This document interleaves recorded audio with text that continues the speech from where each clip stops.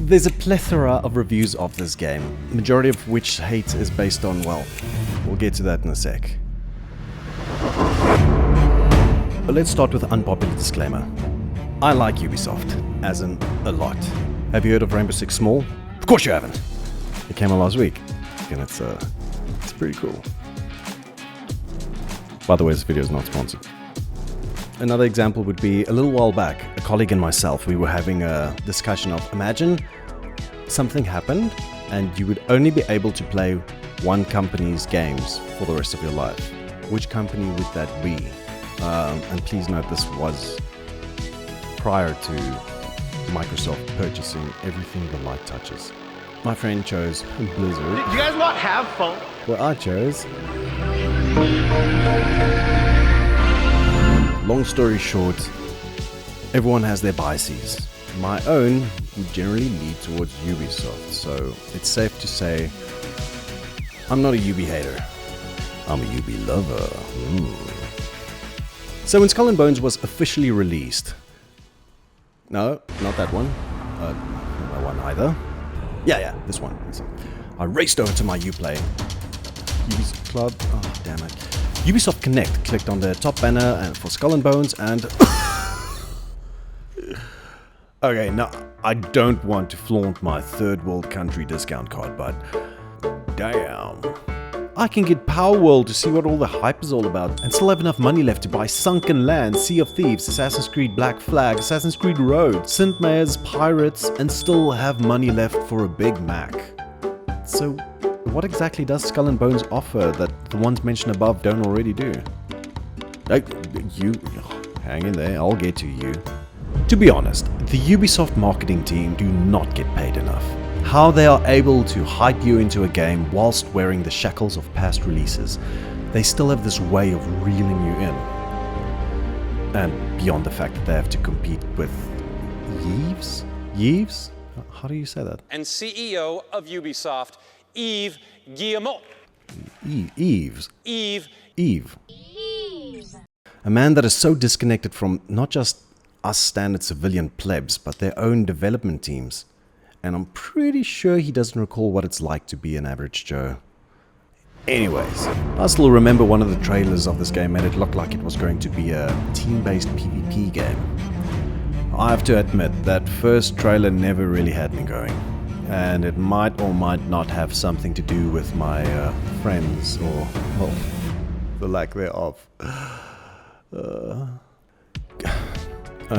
Game development is complex. Very complex. And I'm pretty sure you've got more experience than myself, and even I get this. That one of the key features is to make sure that you nail the release window. So either overshoot it, assuming that it's going to take much longer than it is, because it's like construction, it takes longer than you originally think.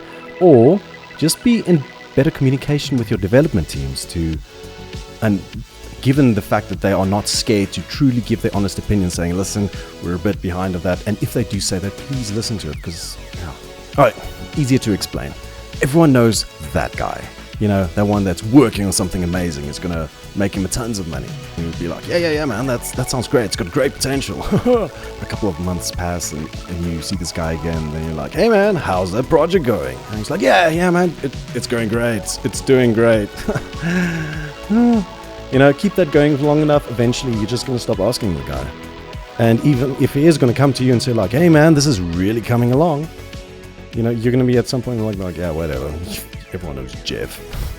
Also, you give expectations. So it's this bad conundrum of like expectations versus faith in you, and it's an awkward place to be in. It's a big no-no. Oh my word! I just encapsulated my own YouTube journey. Don't worry, guys. There's a new video coming soon. Don't you worry. But I digress. I've seen a ton of reviews of this game, and I must say, I'm a bit of a review snob. There's just so many titles where the reviews would be atrocious, yet I absolutely loved the game. I've got my own criteria I look at. I always try and look for the trailers and stuff where I can see the atmosphere. I like to see who the composer is. What is the gameplay loop? But the problem is, Yves, buddy, you're really making this hard. call this a case study. Not for your marketing team, no. Yves, this one's for you. Let me just remind you a bit about how the general populace works.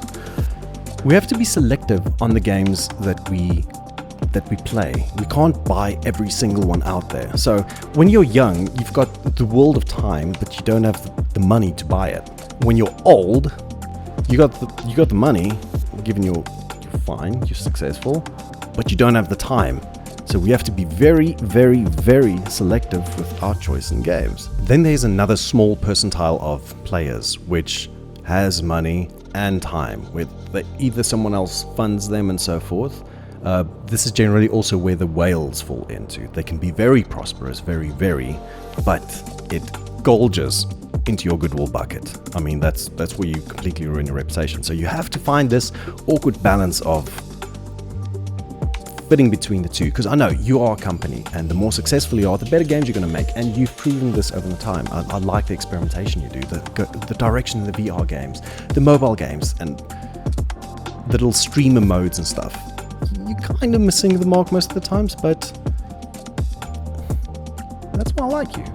Gay! And Yves, this is the part where it's like, I don't know how big a role you still play in the decision making, the development and all that, but the things you say, I want to say like 90% of the hate I've seen on this game is because of that comment of the AAA title, and the one that's like hit me the hardest is that little, I'm paraphrasing here, that little line you said about people should be comfortable not owning their games.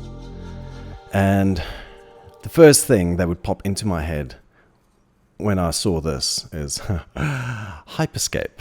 Yeah, you thought we forgot about this one. For you kids that are not familiar, Hyperscape was their pretty late to the plate battle royale that was by no means a bad game and pretty damn intuitive. In my opinion, I would say was a simple matter of too little too late in an already established category. And here's the kicker, they killed it. After 3 years. Think about that. The game doesn't do the way you want it to do, and if you look at the data, there's a very big chance that it's not going to work. And killing a game. Now, the problem with this is everything else that you do is also online only focused, and specifically with this quadruple A title of yours, what's stopping you from killing that game? I mean, it's not going to do what you want it to do. I can tell you that off the bat. It took odd directions with the development, and that is kind of your own fault. That is the loss one works with. That's why I understand when companies scrap games, which I think could have been like done great, but like there is a line that you have to like just make that decision.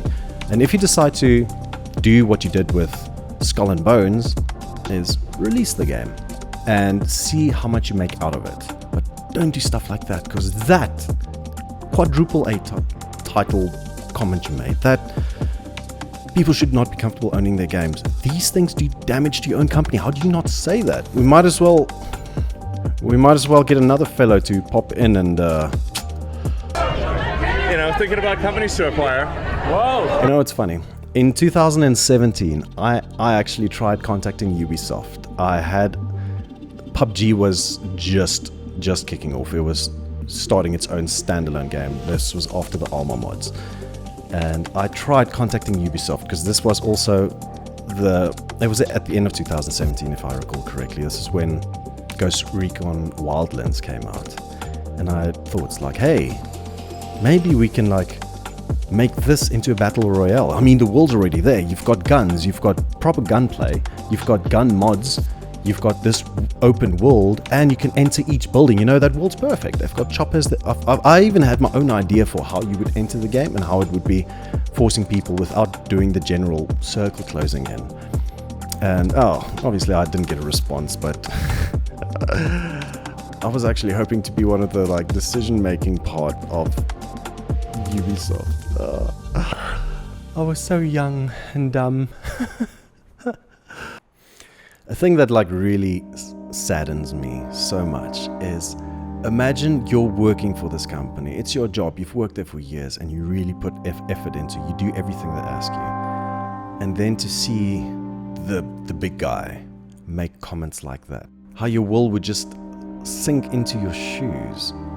And it really hurts my hearty part thinking about it. At the end, it comes down to this. Eve. Just be better. And second of all, convince me to buy this game. And no, not you or the marketing team. You've guys done your part. I want the community, the people that formed the line in the division, the fuel rats from Elite Dangerous, the BR5RB from Eve's Online. See, I want you guys from the Skull and Bones community to comment why you play this game. Why do you keep logging in, investing your time in it? As that is one of the big primary factors that would motivate me to get this game. And I mean not just for me, but for any one of those YouTube comment browsing type of individuals that would accidentally stumble across this video.